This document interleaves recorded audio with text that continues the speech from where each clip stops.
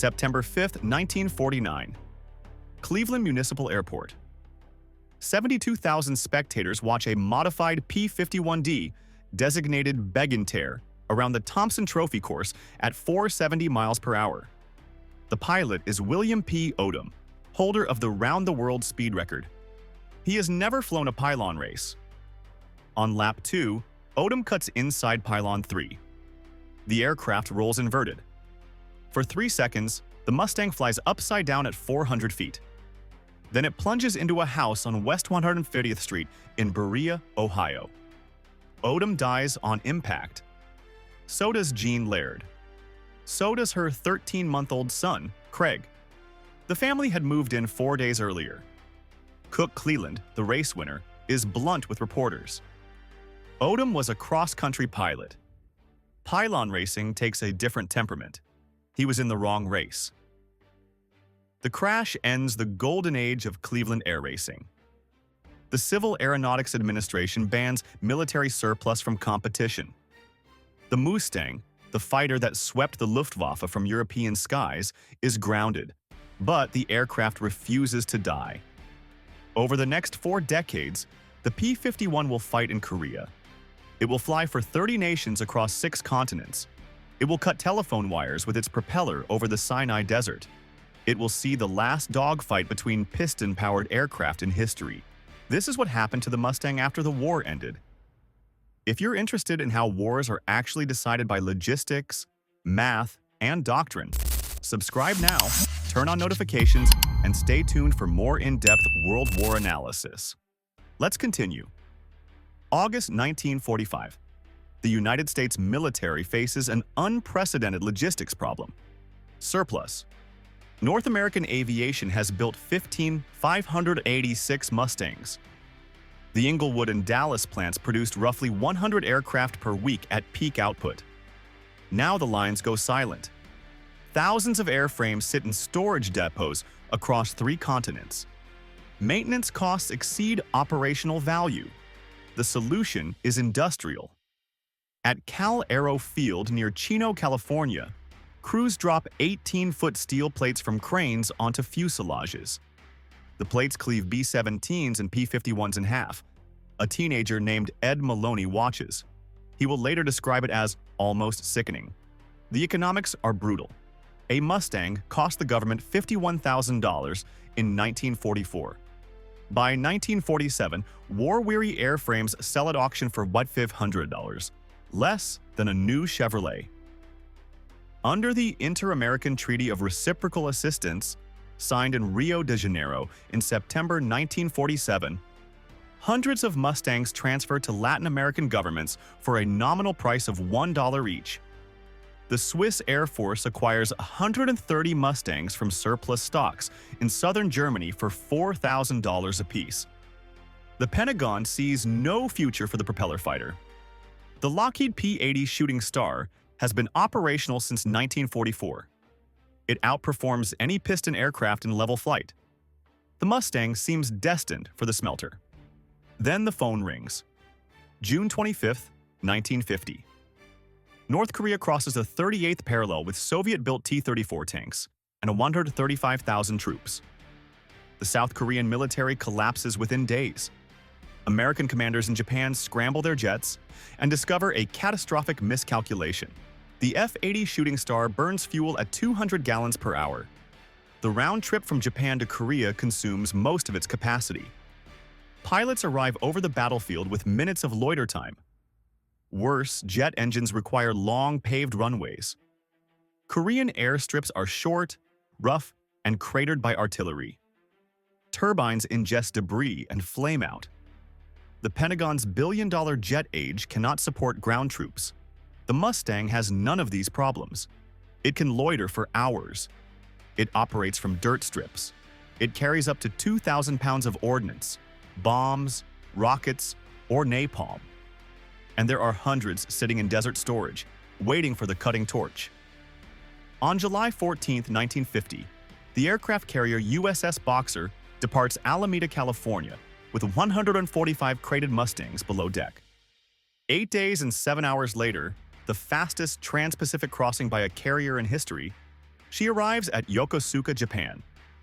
The P-51 becomes the F-51 under the new Air Force designation system. The name changes. The aircraft does not. By late July, Mustangs are back in combat, killing tanks the jets cannot reach. The Mustang's liquid-cooled Merlin engine is its fatal weakness. Unlike an air-cooled radial, which can absorb significant damage and continue running, the Merlin depends on a glycol-filled radiator mounted in the belly. A single rifle bullet through that radiator means coolant loss.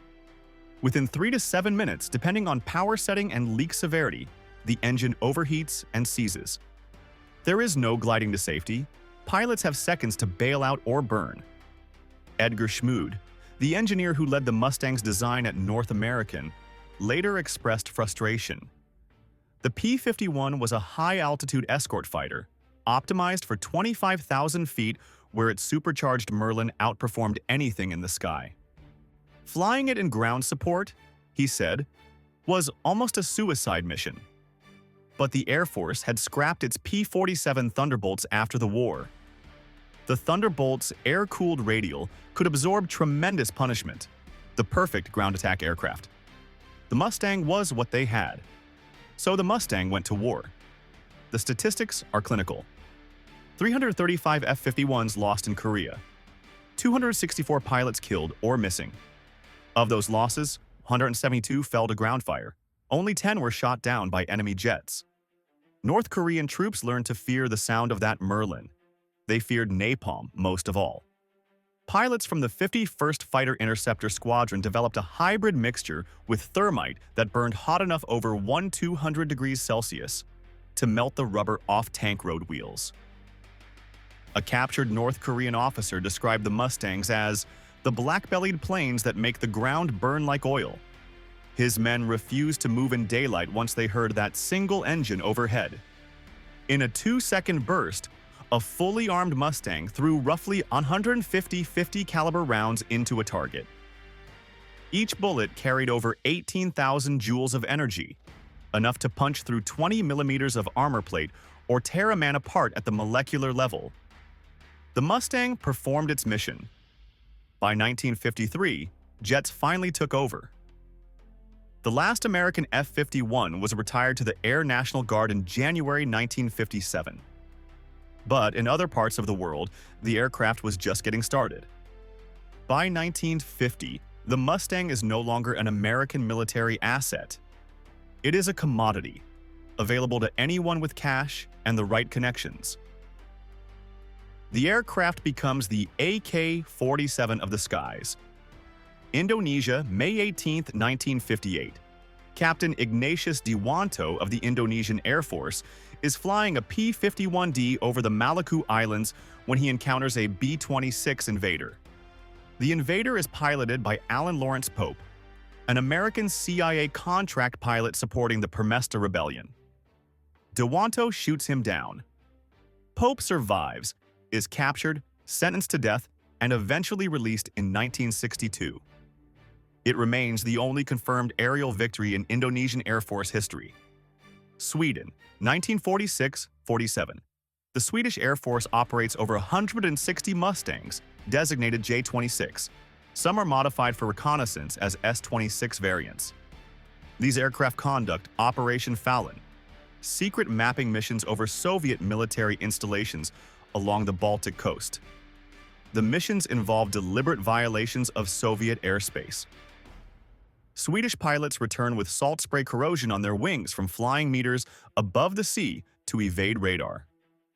The Mustang can outdive any Soviet interceptor of the era. None are lost. The logs record them as navigation exercises. Israel, September 1948. The fledgling state is fighting for survival against 5 invading armies. Israeli agents in the United States locate 4 surplus P-51s. America has imposed an arms embargo. Exporting military aircraft is illegal. The Israelis crate the Mustangs and label them as agricultural combines manufactured by International Harvester. Nobody asks why farm equipment weighs 3 tons and comes in airplane-shaped containers. Mechanics assemble them at a hidden airstrip near Herzliya, camouflaged among orange orchards. Within days, the Mustangs are the best fighters in the Israeli inventory, faster and longer range than anything the Arab armies possess. On November 20th, 1948, American volunteer pilot Wayne Peake scrambles from Castina Air Base and intercepts a Royal Air Force de Havilland Mosquito, conducting reconnaissance over Israel. British aircraft had flown these missions with impunity. Peake shoots it down. The message is clear: Israeli airspace now belongs to Israel. October 29, 1956, the Suez Crisis. Israeli intelligence knows that Egyptian command and control depends on landline telephone networks running through the Sinai. Radio is unreliable. The telephone system is the nervous system of the Egyptian army. At approximately 1500 hours, two pairs of P-51 Mustangs race westward across the desert at treetop level. Their propellers nearly touch the sand. Their mission: cut the wires with their wings. Engineers have designed a device, a weight connected by cable to the aircraft's tail, intended to snag and sever the lines. During the mission, some devices fall off. The pilots do not abort. They fly lower and use their wings and propeller blades directly. Altitude measured in feet, not hundreds of feet. A single mistake means instant death. In debriefs, one pilot reports feeling each wire as a hard jolt through the airframe. Mechanics find paint scoured from leading edges and nicks on propeller blades. Egyptian communications across the Sinai go dark as Israeli paratroopers drop at Mitla Pass. Egyptian commanders cannot contact forward units. The confusion contributes to rapid Israeli advances. The Mustang has found another use. It is no longer just a fighter or a bomber. It is a wire cutter. July 1969. The United States is preparing to land men on the moon. In Vietnam, F-4 Phantoms and MiG-21s duel at supersonic speeds with radar-guided missiles. In Central America, a different war is brewing. El Salvador and Honduras have been in conflict over immigration and land rights for years. The trigger is the 1970 World Cup qualifying series, played in June 1969. Riots follow each match. After El Salvador wins the deciding game 3-2, diplomatic relations are severed. On July 14, 1969, El Salvador invades Honduras. Both nations field air forces from another era. Honduras flies F-4U Corsairs, the bent-wing Navy fighters of World War II.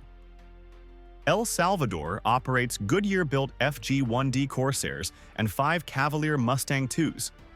Modernized P-51Ds with improved engines and avionics purchased just the year before. What follows is the last aerial combat between piston-engine aircraft in history. July 17, 1969, Captain Fernando Soto Henriquez of the Honduran Air Force takes off on his fourth mission of the day in F-4U-5 number FAH-609. His mission is ground support.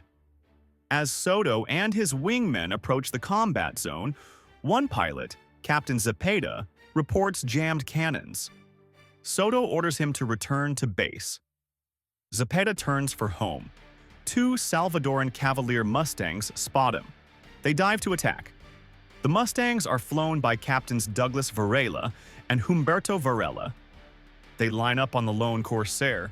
Zepeda throws his aircraft into desperate evasive maneuvers, screaming for help on the radio. Soto hears him. He jettisons his bombs and dives to intercept. Soto comes down behind Varela's Mustang and opens fire with 20mm cannons. The shells tear through the airframe. The Mustang goes down. The second Mustang pilot tries to escape. Soto chases him and destroys him as well. 2 kills in minutes. Soto and his wingman continue toward their original target area. They encounter 2 Salvadoran FG-1D Corsairs returning from a mission. Soto engages. He shoots down both. Fernando Soto scores 3 confirmed aerial victories that day. 1 Mustang, 2 Corsairs. They are the last kills ever made in combat between propeller-driven fighters. His aircraft, FAH-609, is preserved at the Honduras Air Museum with 3 kill markings beneath the cockpit. The war ends the next day. Over 3,000 people are dead. Corsairs against Mustangs. Propeller against propeller.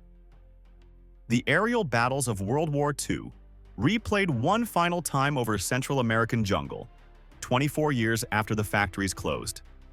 The Dominican Republic retires its last operational Mustangs in 1984, 40 years after the aircraft's combat debut. 9 surviving airframes are sold back to American collectors.